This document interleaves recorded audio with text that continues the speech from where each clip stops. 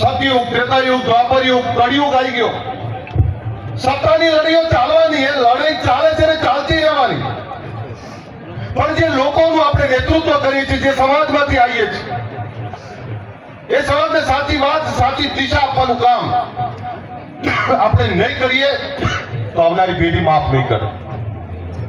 આજે અહીંયા તમામ આગેવાનો બેઠા છે, ત્યારે તમે જોયું છે કે હજારો લોકો આવ્યા. હું પોતે, હું ને મારા પત્ની બે આવ્યા છે. આ ગેનીબેને આમંત્રણ આપ્યું હતું. એ મને ના પાડી ઉભા ના કરતા, કારણ કે મારા પપ્પા આવ્યા છે, મારા ઘરનાને લઈને આવ્યો છું.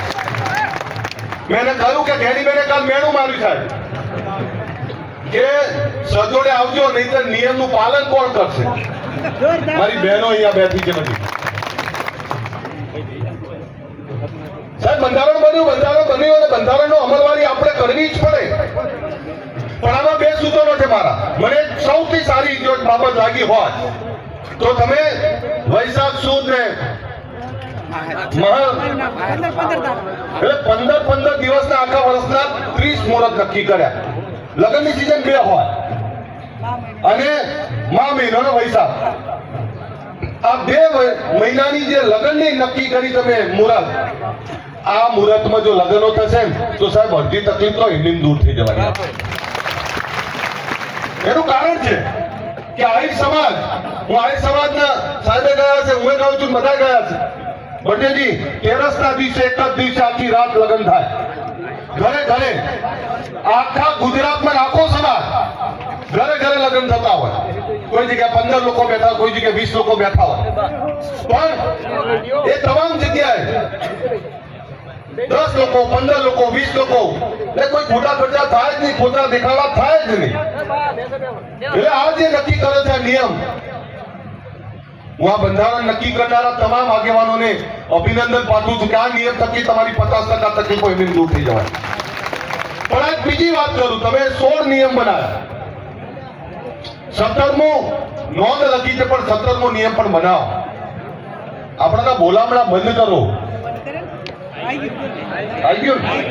આ બોલામણા એટલે શું મને ખબર પડે નહીં. આપણા ત્યાં કોઈ માદું પડે તો એના ઉછીના નીચે 10, 20 રૂપિયાની, 50 રૂપિયાની નોટ મૂકવાનો રિવાજ કેમ? તો કે આને દવાખાનાનું બિલ ભરવામાં તકલીફ ના પડે. આ રિવાજ એના માટે કરેલો. પછી તો 10,000 રૂપિયાનું દવાખાનાનું બિલ ને 2.5 લાખ રૂપિયા તો એ બોલામણા વાપરી નાખે. આ ના ચાલે. તમારે ખોટા ખર્ચામાં નીકળવું પડે બહાર. પણ આ બંધારણ બન્યું, સૌથી પહેલા સ્ટેજ વાળાને શપથ લેવડાવજો.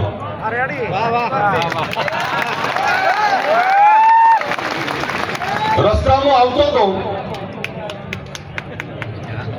મારા કમાન્ડો સુરપાલસિંહ છે. સુરપાલસિંહ મને કે સાહેબ આ બંધારણ તો બનશે, પણ આ સમાજનું બંધારણ પૈસા વાળા ને વગદાર આગેવાનો ઉપર લાગુ પડશે તો ચિંતા ના કરો, સ્ટેજ ઉપર જઈને વાત તો કરશું. અમારા દશરથજી અત્યારથી બી છે, કારણ કે દશરથજીના દીકરાને લગન છે આ મહિને. પણ તમને કહું, હું મારા પપ્પાનો આભાર માનું કે મારા દીકરાના 10 થી 15,000માં લગ્ન કરી દીધા એમને. મને સાહેબ કોઈ કહેવા નહીં આવ્યું કે ખવડાવવું પડે કે બીજું ત્રીજું. મને આનંદ છે. અને ખરો પ્રસંગ તો કુટુંબ કબીલા વચ્ચે મજા આવે. તમે 5,000 લોકોમાં કોને મળો? જાનૈયા આપણા માટે બધા જ માટે સન્માનીય હોય. આપણા દીકરા દીકરીના લગ્નમાં આવ્યા હોય તો આપણા માટે બધા માટે સન્માનીય છે. એટલે આ નિયમ જે બનાવે છે, આ નિયમનું બાકી અમલવારી આપણે કરવી જ પડે, અને તો જ સમાજનું ઉત્થાન થાય. અને હમણાં એમણે વાત કરી એની મેરે સદારામ ધામની કે 10-11 વીઘા જગ્યા લઈ લો. ત્યારે તમે જુઓ કે આ સમાજના જે લોકોમાં તાકાત છે, જે લોકો જોડે પૈસા છે, એવા લોકો બધા 1-1 વીઘો જગ્યા આપવાની વાત કરી.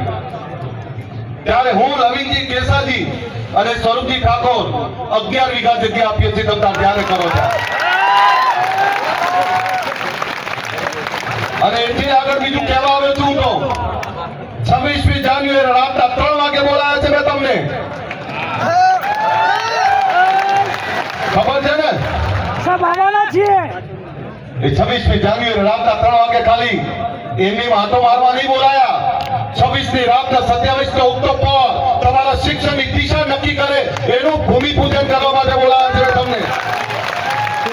ગાંધીનગરમાં એક એવી સંસ્થા બને જે સંસ્થા તકે આ સમાજના દીકરા દીકરીઓ ત્યાં પણ ભણી શકે. હું સાહેબનો આભાર માનું. અહીં જગદીશજી ઠાકોર સાહેબ, બળદેવજી, મારા પપ્પા ખોડાજી ઠાકોર આ બધા બેઠા જ. શક્તિ વિદ્યાલયનો પાયો નાખ્યો એમણે. એની સાથે અહીંયા ચંદનજી બેઠા છે, પાટણમાં પણ પાયો નાખ્યો. હમણાં આપણી વચ્ચે બીજા આગેવાનો પણ ગયા. કેસાજી એ દિયોદરમાં જે સંસ્થા ચલાવે છે, આ કોઈ નાની વાત નથી. અહીંયા બાબરમાં જ્ઞાનીબેનને ચલાવે છે. હમણાં સ્વરૂપજી એમણે મુહૂર્ત કર્યું. અમારે લવિનજી ઠાકોર રાધનપુરમાં ચલાવે. તમામ જગ્યાએ સમાજના આગેવાનો તો મથે છે. સમાજના આગેવાનો શિક્ષણની સ્કૂલ બનાવશે. પણ આ જગદીશભાઈ, બળદેવજી, ખોડાજી, મારા પપ્પા, આ બધાનો પ્રશ્ન શું છે ખબર છે? કે અમે સ્કૂલો કોલેજો તો બનાવી દઈએ, પણ તમારા દીકરાઓને મોકલશે કોણ? તમે મોકલતા નથી એટલે એનું ઘડતર નથી કરી શકતા. આજે સમાજ જાગ્યો છે, સમાજમાં ભૂખ છે. પણ એ દિયોદર છોડીને એમને અમદાવાદ આવવું પડશે. અમદાવાદે ગાંધીનગર છોડીને અમેરિકા જવું પડશે, તો જ આગળ વધશો. તમારે સમાજમાં ભૂખ લગાડવી જ પડે. અને ભૂખ સમાજના સર્વાંગી વિકાસની. આ સંસ્થાઓ જે બની રહી છે, આ સંસ્થામાં આપણા દીકરા દીકરીને મૂકો. અને હમણાં ભરતસિંહભાઈ એક બહુ પીડા વ્યક્ત કરી, બોલી ના શક્યા, પણ હું તમને કહું કે સંસ્થા બનતા બનાવી દઈએ છીએ, એનો નિભાવ કરો, એને ચલાવી, એથી વધારે કાઠું કામ છે. ખૂબ કાઠું કામ છે. ત્યારે વિનંતી કરું છું તમને, દીકરા દીકરીઓને ભણવા માટેની વ્યવસ્થા જે ઊભી થઈ રહી છે એમાં મોકલો. આ બળદેવજી એમને આ રામાજીના બેઠા છે, એમણે કલોલની અંદર ઠાકોર ભવન બનાવ્યું. કેટલા નામ લો, આમ કહેવા જઈએ ને તો ગુજરાતમાં આજે આપણી 50 સંસ્થાઓ છે. પણ આ સમાજે દીકરા દીકરીને ભણવા માટે બે પાટા બાંધીને ભણાવવા પડશે. તમે આપણે બીજા સમાજોની હિંસા નહીં કરી શકીએ. એ પાટીદારનો દીકરો આખી દુનિયામાં ભણવા જાય, કમાવા જાય. એ ચૌધરીનો દીકરો સવારે 3 વાગે દોડતો હોય, એ રવારીનો દીકરો સવારે 4 વાગે એ મહેનત કરતો હોય, એ પંચાલ પ્રજાપતિ દર્દીનો દીકરો. આ તમામ સમાજોની એટલે વાત કરું છું કે આ સમાજો સુખી થયા તેમાંથી શીખવું પડશે. એની ઈચ્છા કરે મેર નહીં પડે, થાકી જઈશું. આપણે શીખવું પડશે અને આપણે એમના સમોડિયા બનવા માટે મથવું પડશે. માલધાર રાખો તો માલધાર પણ એવું રાખો કે આપણી ગાયો ભેંસો એનું જે દૂધ ભરાઈએ છીએ આની પણ ચર્ચા થવી જોઈએ. ખેતી કરો તો ખેતીની ચર્ચા થવી જોઈએ. ધંધો કરો તો ધંધાની ચર્ચા થવી જોઈએ. આજે આપણા દીકરા દીકરીને સારું ભણાવો. બીજો બેને એક નિયમ નહીં કીધો, પણ આજે કહી દઉં કે ગામની કમિટી તમે બંધારણની તો બનાવશો, તો એની સાથે એક એવી સમિતિ પણ જોવી જોઈએ કે જે દીકરીનું માંગું આવ્યું છે એ તમારા ગામમાં રહેલો એ નબીલો એ કુંવર એ વરરાજા વ્યસન તો નહીં કરતો ને. દીકરી જે ગાય જેવી દીકરી, જે લાડકોઠી ઉછરી દીકરી, અને જેને દારૂ પીવો હોય ને જેને દારૂ પીને મજા કરવી હોય એને વાંધા મરી જાવ. બીજી દીકરીઓની જિંદગી ના બગાડો. પણ એક વાત ટકોર તો કરું. હમણાં બેને કહ્યું કે છૂટાછેડા જે ઝાડની નીચે બેન થાય ને એ ઝાડે સુકાઈ જાય. પણ આ સમાજનો આભાર માનું, આ સમાજને વંદન કરું સાહેબ કે આ સમાજમાં કોઈ મા બાપ ભેળા ઘરમાં નહીં હોય અને આ સમાજમાં છૂટાછેડા કરવા હોય ને એટલે લોઢાના ચણા બરોબર છે સાહેબ. આ એ સમાજની વાત કરું. સ્ત્રીને સન્માન આપનારા, સ્ત્રીના ઉપાસકો, સ્ત્રીની ચિંતા કરનારા આપણે લોકો. હમણાં મારી પત્નીએ કહ્યું, હમણાં ચર્ચા ચાલતી, મા બાપની ચર્ચા ચાલી તો દીકરીની ચર્ચા ચાલી. એને એવી વાત કરી કે આપણા સમાજમાં તો દીકરીઓને ખૂબ સાચવે, પત્નીઓને ખૂબ સાચવે. અને હમણાં કેસાજી મેં કહ્યું, કેસાજી મેં કીધું તમે આ નિયમ બનાયા આ અત્યારથી લાગુ પડે ને, આજથી જ લાગુ પડે ને, જૂનું કઈ નહીં ને. મારા લવ મેરેજ છે પણ ભાગીને નહીં કર્યા. અમે 1997 ભાગીને નહીં કર્યા. મારા સાસુ સસરા, મારા મા બાપ અને સવિશેષ મારા પિતાશ્રી બેઠા છે, એમનો આભાર માનું, ઋણી છું એમનો કે 1997 કઈ પરિસ્થિતિ હશે અને એ વખતે બે પરિવારોની સંમતિથી અમે લગ્ન કર્યા હતા. સાહેબ તો ત્યાં જ રહે છે નરોડામાં.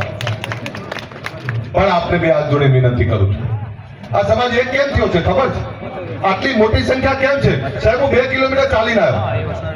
રતુજીને તકલીફ પડી હશે. 1 કિલોમીટર પોણો કલાક થયો. આટલા બધા લોકો કેમ આવ્યા? આ બંધારણની ચિંતા, એ ચિંતા તો ખરી જ, પણ તોય આટલા બધા લોકો કેમ આવ્યા? એ ખબર છે કેમ આવ્યા? આ સ્ટેજ ઉપર બેઠેલા તમામ રાજકીય આગેવાનો રાજકારણ ભૂલીને સમાજ ત્યાગ કર્યો છે એની ચિંતા કરવા માટે ભેગા થયા છે. આ એટલે આયા છે. અને એટલે કહું છું કે આપણે ભેગા છીએ તો સમાજ તો બચારો રાહ જોઈને બેઠો છે. સમાજ તાકાતવર છે. સમાજે તમને સિંહ ગર્જના કરવાની તાકાત આપી અને તમે બકરી બની જાઓ તો એમાં સમાજનો શું વાત? સમાજે તાકાત આપી, સમાજે ચિંતા કરીને આટલા મોટી સંખ્યામાં ભેગા થયા છે. હું કેસાજી, કેમજીભાઈના, મુકેશભાઈના બધા જે કંઈ અહીં આયોજન કર્યું છે કેનીબેન બધા હું અભિનંદન પાઠવું છું કે તમે ખૂબ સરસ આયોજન કર્યું છે, ખૂબ સરસ ચિંતા કરી, હું બંધારણ બનાવ્યું છે. સાહેબ આના 2 વર્ષ પછી જોજો, જ્યારે અમે વ્યસન મુક્તિની વાત કરતા ને તો સાહેબ આપણા લોકો હસતા હતા અમારા ઉપર, એટલે કેવી રીતે તમે વ્યસન મુક્તિ કરાવશો? આજે સાહેબ આ સમાજમાં 95% વધારે વ્યસન મુક્તિ આવી છે. અમે કેસાજીએ બહુ સારી વાત કરી કે તમે વ્યસન મુક્તિની વાત તો કરો છો પણ દારૂ પીનારા દવાઈ આવવાનું બંધ થઈ ગયા છે. અહીં બેઠેલા બધા વ્યસન મુક્ત છે, અહીં બેઠેલા કોઈ વ્યસન નહીં કરતો. પણ મેં કીધું એક બીજી વાત કરવી છે. બેનો પડી કયો ના ખાય ને, માફ કરો, તમે અમારી આબરૂ છો. તંદુરસ્ત પેઢી માટે, આ સમાજના આવનારા ભવિષ્ય માટે બહેનો પડીકી ખાય, સાહેબ આ કેવી શરમજનક બાબત છે. બે હાથ જોડું અને એમના ઘરવાળાને કહું કે તમે મસાલો ખાતા હશો ત્યારે પડીકી ખાવા લાગ્યા, અને તમે 2 ખાતા હશો તો દીકરો તો ખાવાના જ છે. એટલે પડીકીઓમાંથી બહાર નીકળો. તંદુરસ્ત પેઢી, આવનારું પેઢીને સબળ સક્ષમ જીવન આપવું હોય તો શિક્ષણ, સંસ્કાર, વ્યસન મુક્તિ આ બધું જ જોડે રાખવું પડશે. તમારે ધંધા રોજગારની સારી દિશા નક્કી કરવી હોય